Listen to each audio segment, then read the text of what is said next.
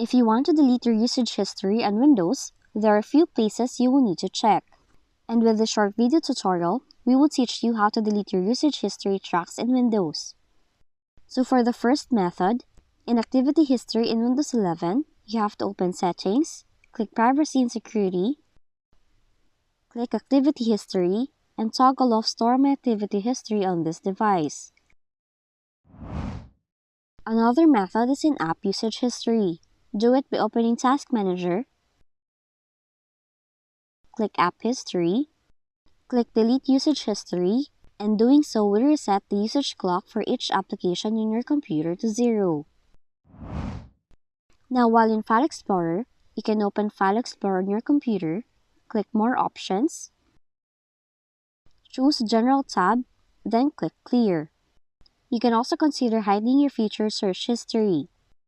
Do it by unchecking both the Show Recently Used Files in Quick Access and Show Recently Used Folders in Quick Access boxes in the Privacy section. Once done, you have to click OK. Lastly, on the Start Search History, click the Start menu, type in Search History, and click Clear Device Search History. Once done, you have to click OK. Now that's how you can delete your usage history in your Windows 11 computer. If you found this video helpful, kindly like and subscribe. You may also click and turn on the notification bell so you can be notified from whenever we release new videos.